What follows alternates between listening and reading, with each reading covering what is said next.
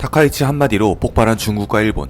둘 다 한국과는 오래된 외교 관계를 가진 나라지만 정작 지금처럼 급격히 틀어진 적이 드물었습니다. 최근 두 나라의 분위기는 갈등 수준이 아니라 전면 충돌 직전이라고 해도 과장이 아닙니다. 그리고 이 모든 불씨는 일본 총리 다카이치 사나에의 말에서 시작됐습니다. 갈등의 시작은 일본 국회에서 나온 한 발언 때문인데요. 일본 국회 예산위원회에서 야당 의원이 다카이치 총리에게 질문을 던졌습니다. 만약 중국이 대만을 해상 봉쇄하면 그건 일본의 존립 위기 사태가 될 수 있습니까? 이 질문의 핵심은 이러했습니다. 대만이 위험해지면 일본도 위험해지느냐? 그리고 그때 일본이 군사적으로 개입할 수 있느냐를 묻는 말입니다. 존립 위기 사태라는 건 쉽게 말해서 이렇게 이해하면 됩니다. 우리 바로 옆 나라가 공격받아서 그 불똥이 일본까지 튈 것 같으면 일본도 무력을 쓸 수 있다. 일본 법에서 허용하는 가장 강력한 군사행동의 조건입니다. 그래서 일본 총리들은 이 질문만 나오면 항상 피해왔습니다. 그건 가정적인 상황이라 답하기 어렵다. 이게 공식 패턴이었습니다. 왜냐면 중국이 대만 문제를 건드리는 걸 극도로 민감하게 받아들이기 때문입니다. 대만은 중국에게 내정이고 누군가 끼어드는 것 자체가 도발로 여겨지거든요.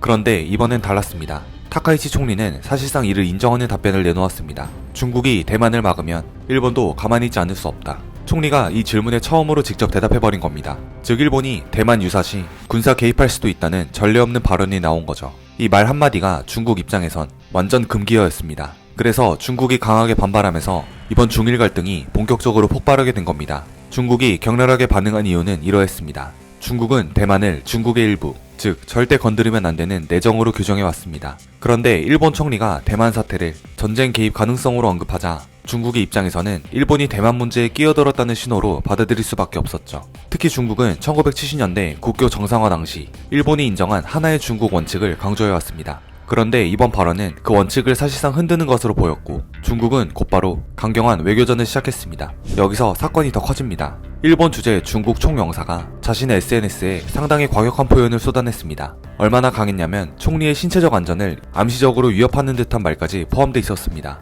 즉 정치적 비판이 아니라 사람을 향한 공격적인 경고에 가까운 표현이었죠. 일본 총리를 직접 겨냥한 문장이었고 일본 정부는 즉각 도를 넘었다며 항의했습니다. 대만 측조차 외교관이 쓸 표현이 아니다 라고 언급할 정도였습니다. 하지만 중국 정부는 사과하지 않았습니다. 오히려 문제의 근원은 일본의 발언이라고 강조하며 입장을 굽히지 않았습니다. 이미 양국의 감정선은 원래 봉합이 어려운 수준을 넘어가 버렸습니다. 이 갈등은 말싸움에서 끝나지 않았고 실제 조치가 시작됩니다. 이에 중국 정부는 현실적인 압박을 꺼내드는데요. 중국의 첫 번째 카드, 일본 여행 자제령. 중국 정부는 일본에 대해 꼭 필요하지 않으면 가지 말라는 여행 자제 권고를 발표했습니다. 이건 중국 국민들이 해외로 나갈 때 어떤 나라를 선택하는지에 바로 영향을 주며 특히 일본 관광산업에 직접적인 타격을 줍니다. 중국은 과거에도 이런 방식을 써왔습니다. 대만과 갈등할 때 한국 사드 갈등 당시 여행 중단은 가장 빠르고 효과적인 압박 방식이었습니다. 이번 일본도 예외가 아니었습니다. 두 번째 카드, 항공권 집단 취소. 여행 자제령이 떨어진 뒤 중국 항공사들은 일본의 항공권을 위약금 없이 취소해주기 시작했습니다. 수십만 건의 티켓이 한꺼번에 취소되면서 일본 관광, 쇼핑 산업은 즉시 흔들리기 시작했습니다. 일본 지방 도시들은 중국 관광객 매출 비중이 높은 곳이 많기 때문에 지자체 단위에서 불안감이 퍼지기 시작했습니다. 이건 중국이 경제를 무기로 쓰기 시작했다는 신호였습니다. 세 번째 카드, 문화, 교육, 콘텐츠 분야의 제한. 중국은 일본 관련 문화 행사, 영화, 콘텐츠 일부를 제한하기 시작했고 일본 유학에 대해서도 경고 메시지를 냈습니다. 겉으로는 안전 문제라고 표현하지만 실제로는 일본 사회 전체에 압박을 가하는 방식입니다. 문화, 교육, 미디어는 중국이 외교 압박 때 자주 쓰는 카드입니다. 여론을 조절하기 가장 쉽기 때문이죠. 네 번째 카드, 일본인 대상 안전 경고. 중국 내 일본 기업, 일본인 거주자들에게 외출 시 안전에 유의하라는 경고가 내려졌습니다. 이건 고전적인 외교 신호입니다. 우리는 상황을 심각하게 보고 있다는 선명한 표현이죠. 이 모든 건 경고 수준을 넘어 실제로 일본 경제와 여론에 타격을 줄 수 있는 조치들이었습니다. 여행이 막히고 항공권이 일제히 취소되고 중국에서 일본 관련 사업들이 제약을 받기 시작하자 일본 내부에서도 이거 심상치 않다는 기류가 올라왔습니다. 일본의 수습 시도. 그런데 일본 외무성은 사태를 진정시키기 위해 급히 외교관을 베이징으로 보냈습니다. 중국과 직접 접촉해 분위기를 누그러뜨리려 한 거죠. 하지만 중국은 다시 한번 발언을 철회하라며 강하게 요구했고 타카이치 총리는 앞으로 가정적 발언을 자제하겠다면서도 핵심 입장 자체는 바꾸지 않았습니다. 서로 물러설 여지가 없는 상태에서 양국은 외교 채널을 다시 열기 위해 고위급 접촉을 진행했습니다. 그런데 문제는 그 만남 이후 공개된 단 한 장의 사진이었습니다. 중국 외교부의 류짠송 사장은 두 손을 주머니에 넣은 채 굳은 표정으로 서 있었고 옆에서는 일본 외무성의 카나이 국장이 고개를 약간 숙인 채 메모를 들고 뒤따라가는 모습이 포착됐습니다. 이 사진이 중국 SNS에 퍼지자 중국이 회담의 주도권을 잡았다는 댓글이 쏟아졌고 일본 내부에서는 중국이 의도적으로 굴욕적인 장면을 공개했다라며 분노가 확산됐습니다. 결국 일본 외무성이 중국 측에 공식 항의하는 상황까지 벌어졌죠. 정작 회담은 갈등 완화를 위한 자리였는데 사진 한 장이 오히려 양국 감정을 더 날카롭게 만든 겁니다. 그리고 이외에도 두 나라는 여전히 평행선을 달리고 있습니다. 그럼 일본은 왜 대만 문제에 이렇게 민감하게 반응하는 걸까요? 많은 사람들은 대만 문제에 왜 일본이 나서냐고 묻습니다. 하지만 국제 정치는 그렇게 단순하지 않습니다. 대만이 흔들리면 일본은 자동으로 끌려 들어갑니다. 이건 단순히 중국이 싫어서가 아니라 일본의 생존, 경제, 군사, 동맹 구조가 대만 해협에 걸려있기 때문인데요. 더 놀라운 건 일본이 이 문제를 중국보다 더 빨리 감지하고 움직인다는 점입니다. 일본이 대만 문제에 목숨 거는 이유를 딱 세 가지 축으로 풀어봅니다. 1번, 일본 경제의 숨통이 대만 해협에 걸려있다. 일본이 대만 문제를 남일처럼 볼 수 없는 첫 번째 이유, 바로 물류 생명선 때문입니다. 대만과 일본은 지도에서 보면 마치 한 몸처럼 붙어 있습니다. 대만 북쪽에서 일본 최남단까지는 배로 한두 시간 거리, 비행기로는 몇 분이면 닿는 초근접 구역입니다. 대만 해협이 전쟁터가 되면 일본 오키나와와 규슈 주변은 사실상 전쟁 바로 옆마당이 됩니다. 그런데 현재 일본의 수출, 수입 물량 중 약 20에서 30%가 대만 해협을 통과하고 있습니다. 이 해협이 막히면 일본의 제조업, 전자산업, 에너지 공급이 한 번에 흔들릴 수 있는데 이 말은 곧 대만 전쟁은 일본 영토의 안정과 직결된다는 뜻입니다. 대만이 무너지면 일본 남부가 바로 중국 군사력의 영향권에 들어가고 일본의 모든 물류, 에너지, 식량 이동이 흔들립니다. 일본은 이걸 국가 존립의 위협으로 봅니다. 그래서 일본은 대만을 일본의 생명선이자 방어선의 일부로 보고 있습니다. 일본이 요즘 군사력 강화를 서두르는 이유도 여기에 있습니다. 대만이 무너지면 일본은 절대 안전할 수 없습니다. 2번 TSMC, 일본이 놓칠 수 없는 생명줄. 두 번째 이유는 TSMC입니다. 대만의 반도체 기업 TSMC는 전세계 반도체 공급의 핵심 기업이며 일본은 지금 이 TSMC를 통해 반도체 산업 부활을 노리고 있습니다. 일본 정부는 구마모토 지역에 들어서는 TSMC 공장에 수조원 단위의 보조금을 투입했습니다. 일본이 과거 잃어버린 반도체 경쟁력을 TSMC로 재건하려는 전략이죠. 대만이 흔들린다는 건 일본의 미래 먹거리 전체를 흔드는 위험입니다. 그러니 일본 입장에선 대만을 지키는 것이 곧 자신들의 미래 산업을 지키는 셈입니다. 3번 미일동맹, 미국의 전략이 일본을 움직인다. 세 번째 이유는 미국입니다. 미국은 대만을 중국 견제 핵심 지점으로 보고 있으며 일본은 미국의 가장 중요한 동맹입니다. 이 말은 곧 대만에서 전쟁이 터지면 일본이 자동적으로 미국의 전진기지가 된다는 뜻입니다. 미국의 전략자산, 전투기, 해군 항모들이 일본 기지를 통해 움직입니다. 그래서 미국과 일본은 대만 유사시 공동 대응 계획을 이미 논의해온 상태입니다. 일본이 대만 문제를 언급하는 순간 이는 미국의 전략과도 연결됩니다. 즉 대만 문제는 미중 갈등의 최전선이며 일본은 그 바로 옆에 있는 동맹국인 겁니다. 즉 일본의 속마음은 대만이 무너지면 다음은 우리다 라고 생각합니다. 4번 앞으로의 위험 시나리오. 중국이 어떤 보복을 어떻게 꺼내들었는지 그리고 앞으로 어떤 일이 일어날 수 있는지를 예측 가능한 선에서 정리해보자면 우선 타카이치 총리의 대응은 철회는 없다입니다. 이 말은 곧 중국의 보복은 일회성이 아니라 장기전으로 가겠다는 의미일 수도 있습니다. 갈등이 더 위험해지는 이유는 양국 모두 뒤로 물러서지 않겠다는 입장인데요. 지금 일본과 중국은 둘 중 한쪽이 내가 잘못했다 라고 공식적으로 말하지 않는 이상 갈등이 자동으로 풀릴 구조가 아닙니다.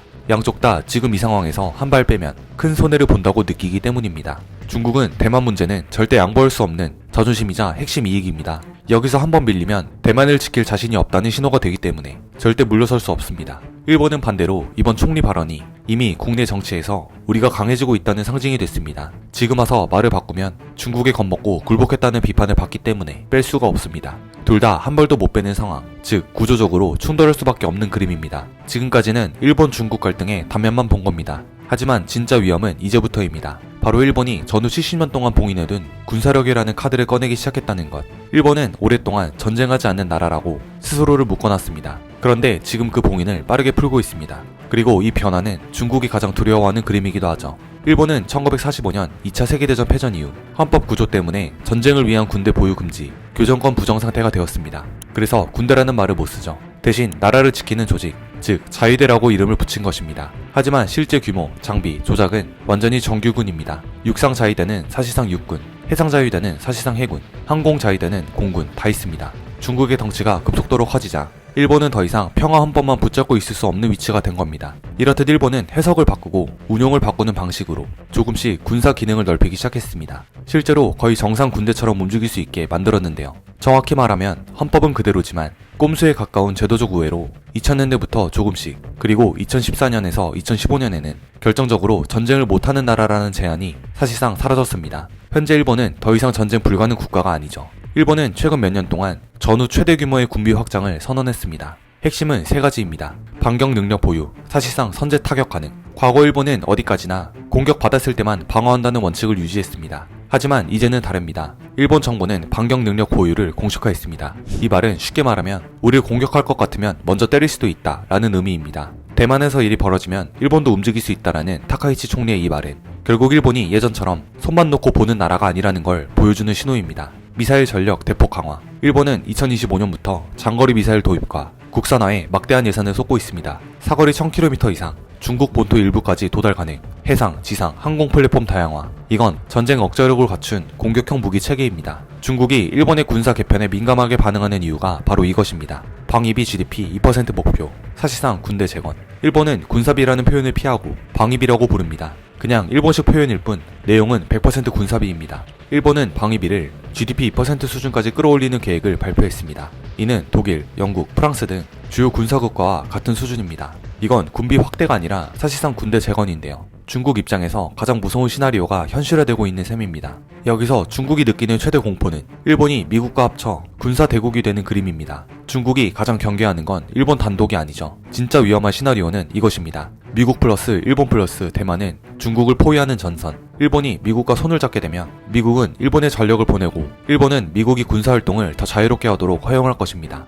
한국은 안전한가? 일본 중국 갈등이 우리에게 주는 진짜 위험. 중국과 일본의 갈등을 보면 많은 사람들이 이렇게 말합니다. 저기 둘이 싸우는 건데 우리하고 무슨 상관이야. 하지만 지금 상황은 전혀 그렇지 않습니다. 결론부터 말하면 이 갈등은 한국을 정면으로 때릴 수 있습니다. 심지어 우리가 원치 않아도 이 구조 안으로 자동으로 끌려 들어갑니다. 왜냐면 한국은 중국과 일본 사이에 서 있는 나라가 아니라 중국, 한국, 일본 세 나라가 하나로 묶여있는 전략구역의 한가운데 있기 때문입니다. 중국이 압박을 시작하면 일본만 때리고 끝나는 방식이 아니라 그 주변에 있는 모든 동맹국과 파트너국까지 전부 압박 라인에 포함시키는 방식으로 움직입니다. 우리는 이미 그걸 한번 경험했죠. 사드 사태 때 중국이 한국에게 했던 보복 패턴이 이번 일본에도 거의 똑같이 적용됐습니다. 여행 금지, 문화 콘텐츠 차단, 수입품 검사 강화, 특정 기업 집중 단속. 중국은 필요하면 이 카드들을 언제든 다시 꺼내들 수 있는 나라입니다. 그리고 지금은 그 가능성이 높아지고 있습니다. 한국이 미국, 일본과 안보 협력을 강화하면 중국 입장에선 그게 미국 주도의 포위망처럼 보입니다. 하지만 중국은 미국을 바로 건드릴 수 없죠.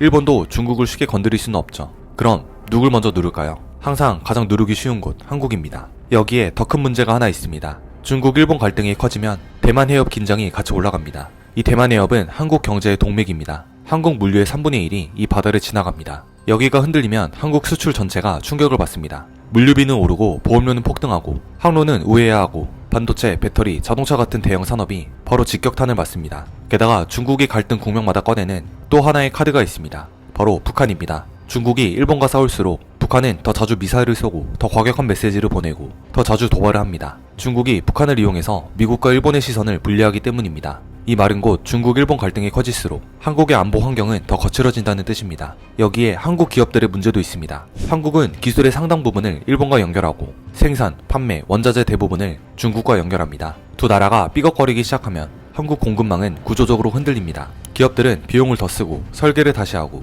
위험을 분산해야 해서 전 산업이 영향을 받습니다. 이쯤 되면 이런 질문이 생기죠. 그럼 한국은 어디 편을 들어야 하는가? 이게 가장 중요한 포인트인데 정답은 없습니다. 미국과 일본은 안보에 뼈대고 중국은 한국 최대 수출 시장이며 한국 제조업의 절반이 중국과 얽혀 있습니다. 누구 한쪽만 잡고 누구로 버리는 선택은 한국에게 사실상 불가능한 구조입니다. 그래서 한국 외교는 자연스럽게 균형 외교, 상황 맞춤형 대응, 그리고 최대한 튀지 않는 전략을 선택할 수밖에 없습니다. 요약하면 이겁니다. 중일 갈등은 절대 남의 일이 아니라 우리가 원하지 않아도 영향을 받는 구조다. 그리고 한국은 어느 편에도 완전히 기댈 수 없기 때문에 더 조심스럽고 더 복잡한 줄타기를 해야 하는 상황이다. 이제 시선을 미국으로 돌려야 합니다. 이번 갈등을 진짜로 움직이는 중심축은 바로 미국입니다. 중국과 일본이 싸우는 것처럼 보이지만 그 뒤에는 미국이 설계한 전략 판도가 깔려 있습니다. 그래서 미국의 의도를 정확히 짚고 넘어가야 합니다. 왜 미국은 일본을 전진기지로 밀고 있는가?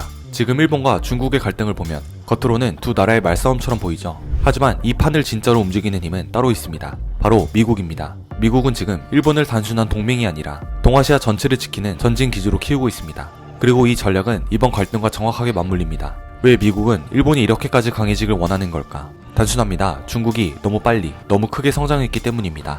미국의 시각에서 볼 때 중국의 해군력은 이미 아시아를 넘어 태평양까지 밀고 들어오려는 수준까지 됐습니다. 대만은 언제든 전쟁에 발생할 수 있는 열점이고 남중국해는 중국의 힘이 가장 공격적으로 확장되는 지역입니다. 이 상황에서 미국 혼자서 동아시아 전체를 감당할 수 없다는 게 미국의 기본 판단입니다. 그래서 미국은 선택을 했습니다. 일본을 강화한다. 일본은 미국이 보기엔 아주 독특한 나라입니다. 전쟁은 못하지만 기술력은 세계 최고 수준이고 경제력은 강하고 지리적으로 중국 바로 옆에 붙어 있으며 미국과 70년 넘게 엮여있는 확실한 동맹. 게다가 일본은 중국을 역사적으로 경계하고 전략적으로도 견제할 수 있는 위치에 서 있습니다. 미국이 봤을 때 이건 동아시아 전략에서 가장 다루기 쉬운 강력한 파트너인 겁니다. 그래서 미국은 최근 몇 년 동안 일본의 군사력 강화를 사실상 허가한 게 아니라 직접 밀어붙였습니다. 공개적으로는 미국은 일본의 자위력 강화를 지시한다 라고 표현하지만 속뜻은 일본이 싸울 준비를 해야 중국을 묶어둘 수 있다입니다. 이 때문에 일본은 반격 능력, 장거리 미사일, 방위비 확대, 자위대 역할 재정비까지 모두 빠르게 진행하게 됩니다.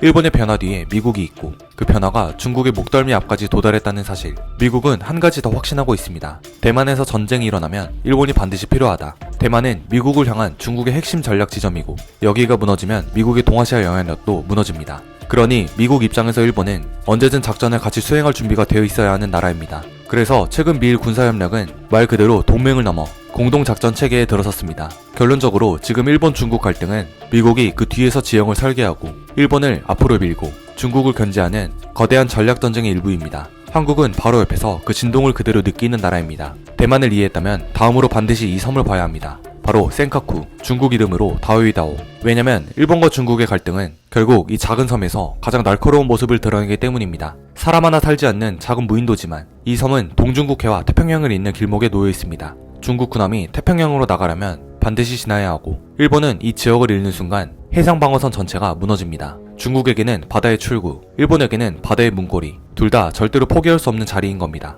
그래서 두 나라는 매일같이 이 섬 주변에서 밀치기, 경고방송, 항로신경전까지 벌입니다. 말 한마디 방향 하나만 틀어져도 바로 충돌로 이어질 수 있는 곳. 센카쿠가 동아시아에서 가장 위험한 접점으로 불리는 이유입니다. 하지만 문제는 영토만이 아닙니다. 센카쿠 문제의 핵심에는 100년 넘게 쌓인 감정과 과거의 앙금이 있습니다. 중국에게 일본은 중일전쟁, 난징의 비극 같은 역사적 상처의 기억과 연결돼 있습니다. 세대가 지나도 사라지지 않는 기억의 상처가 중국 사회 전체에 남아있죠. 반대로 일본은 전쟁 이후 스스로를 평화국가로 만들었지만 중국은 여전히 일본을 과거의 시선으로 바라봅니다. 일본에서는 사과도 했고 바뀌었는데 왜 계속 과거만 말하느냐는 반감이 쌓이고 중국에서는 일본에 대한 불신이 애국심의 중요한 한 부분이 됩니다. 이 감정의 차이는 교과서, 정치, 언론, 여론까지 모든 영역에서 되풀이됩니다. 그래서 중일 갈등은 지금도 앞으로도 아주 오래 계속될 겁니다. 이 감정의 불씨는 문서로 봉인할 수도 협정으로 지울 수도 없습니다. 중국과 일본 모두 그 불씨를 품은 채 앞으로도 걸어갈 수밖에 없습니다. 여기까지가 중국과 일본의 갈등을 가장 깊은 곳까지 내려다본 이야기입니다. 정치와 전략을 넘어서 이 두 나라 사이의 100년짜리의 그림자를 바라본 이야기이기도 합니다.